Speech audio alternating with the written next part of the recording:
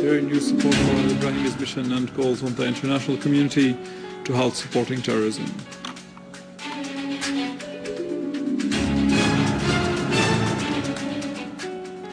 A Lebanese source admits the killing of 17 armed men who tried to infiltrate into Syria. A new evidence appears on the involvement of Al-Qaeda mercenaries including Al Hariri and Saqr in shedding Syrian blood.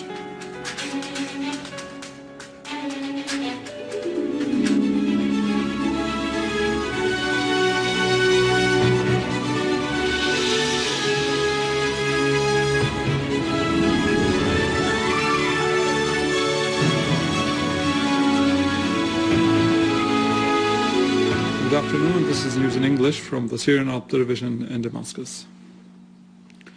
The UN General Assembly renewed its demand for Israel to completely withdraw from the occupied Syrian Golan until June 4, 1967 lines in implementation of the UN's relevant Security Council resolutions. During the UN General Assembly session held to discuss the situation in the Middle East, the Assembly reaffirmed the inadmissibility of the accusation of land of others by force according to the international law and the Geneva Conventions.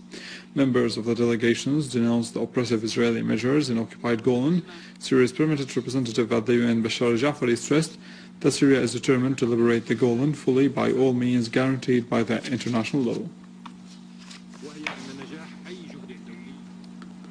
Al-Jafari affirmed that the solution of the Syrian crisis should be political, based on conducting dialogue among the Syrians led by the Syrians themselves. Addressing a UN General Assembly session, Dr. Al-Jafari clarified that the success of any initiative to resolve the crisis in Syria requires from all the states supporting terrorism to halt funding and arming terrorists.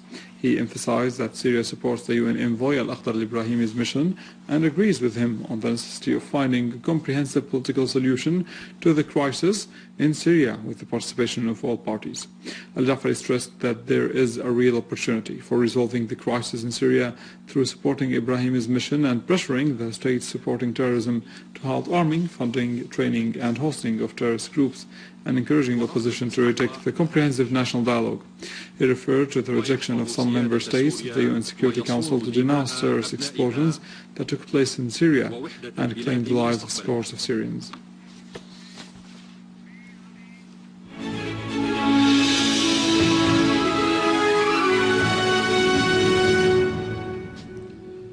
In our local news, the Ministry of Information affirmed that Damascus International Airport works in a regular way.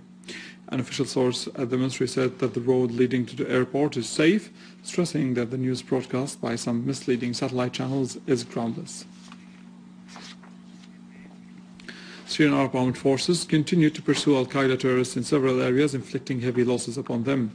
In Deir ez-Zor, an army unit pursued several armed terrorist groups affiliated to Al-Qaeda, killing and wounding a large number of terrorists in the Jbeili neighborhood.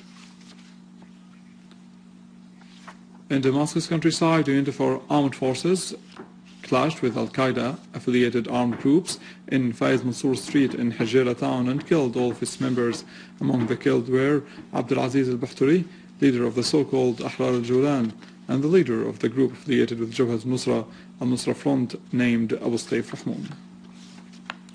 In Daraya, a unit of the armed forces discovered a plant for manufacturing explosive devices near Al-Basel Square with a huge number of detonators and manure used by terrorists to make explosive devices, in addition to dozens of explosive devices ready to be detonated. Moreover, another unit of the Syrian armed forces clashed with Al-Qaeda affiliated terrorists near that area that were perpetrating acts of killing of civilians in Al-Corniche area in Daraya and killed a number of their snipers. Syrian armed forces continued chasing terrorists in Arbin and Zamalka towns and in Al-Bastara neighborhood in Harasta, killing and wounding dozens of them. Another unit of the armed forces killed a number of terrorists of the so-called Liwa al-Islam Islam Brigade near Al-Baladiya Square, Badran Square and Ashifoniya in Douma. Another unit of the armed forces destroyed a plant for manufacturing explosive devices and killed a number of the members of Al-Qaeda who took shelter in the site in Al-Mleha area. In Alawan orchards near Daraya, a unit of the Syrian Arab Army seized a number of explosive devices and anti-armored vehicle mines that were hidden in a villa in Darb Talit Street. and discovered a hideout used by terrorists and seized a huge quantity of explosive devices weighing between 10 to 40 kilograms. Moreover, a unit of the Syrian Arab Army discovered a mass graveyard of civilians who were kidnapped and killed by terrorists. In addition, a huge number of explosive devices that were planted along public roads were detonated by the armed forces. In Homs, a unit of the Syrian Arab Army clashed with the terrorist group in Al-Nasiriyah, Taldaw, Taldahab, and Al-Huli in Homs countryside, which led to the killing and injuring of tens of terrorists, whereas a unit of the Syrian Arab Army faced terrorists who were trying to attack a barricade for the law enforcement forces in Dibe village, also in Homs countryside.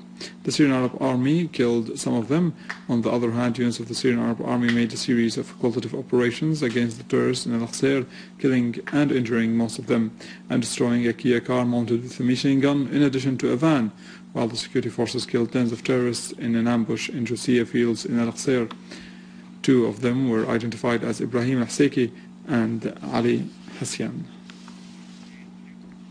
Lebanese Foreign Expatriates Minister Adnan Mansour stressed that the continued influx of weapons and armed groups into Syria is considered a foreign interference in Syria's internal affairs. Interviewed by Al Mayadeen TV channel, Mansour said that the influx of weapons would prolong the crisis and hinder the possibility of reaching a solution for it, adding that the state and the army in Syria are still coherent.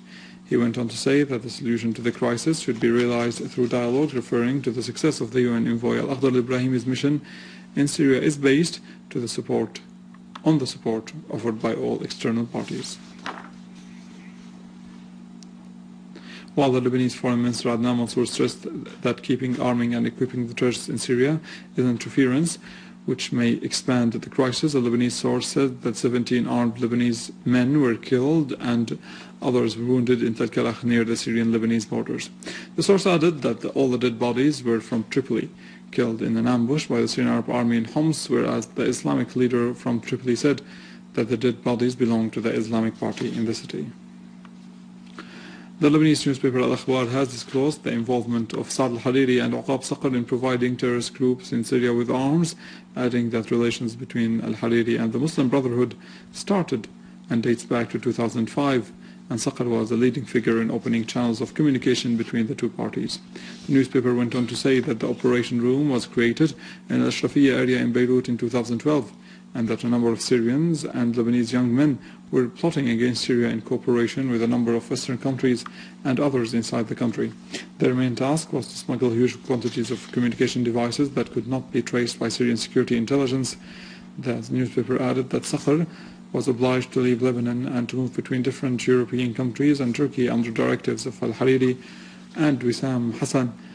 Back then, as an unknown figure managed to penetrate Saqr's personal computer. From that moment on, the newspaper further added that the conspiracy to smuggle arms to Syria was initiated along with the role played by the Saudi Arabia to back the so-called Syrian armed opposition. It is to be noted that the Lebanese OTV channel and the Al-Akhbar newspaper website will broadcast the second part of the sound recording of Al-Hariri's and Saqr that unveils their direct involvement in the Syrian crisis and their support to the armed terrorist groups in providing them with arms and money.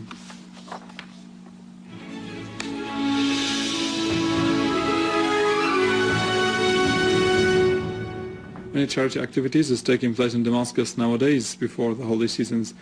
A closer look in the following report. Every year, the Church of Lady Damascus hosts many charity activities, particularly before Christmas and New Year's holiday. However, this year was different, as the charity work was focused on helping the displaced families who were forced to leave their homes due to the current circumstances that the country is going through.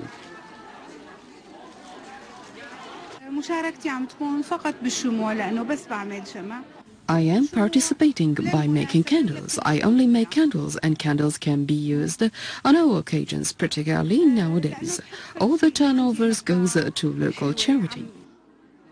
The St. Paul Charity Organization has given away many blankets and jackets to the displaced people to help them face the cold winter, as many of them can't get the heating fuel that they need. There were also some charity organizations that are paying for the medication and medical operation for these families. We are the Syrian Organization for Preventing Bone Mass Loss. We want to make the public aware of this issue. We do this by lectures in schools and universities. We also do tests free of charge. These are simple things. We are here today to connect with the people, and many people are coming in, and this gives hope, and all of us need hope. There were also some women helping the charity organizations by offering the cooked food and hot meals to the displaced people, and some other women are making blankets and other handcrafts so that they can be marketed, and after that the turnover is being given to the charity organizations so that they can help the displaced people. And with the holiday seasons, we reach the end of our news. For more information, visit our website in English, www.syriaonline.sy. Stay with us after the break. Khalid has the latest in economy and finance.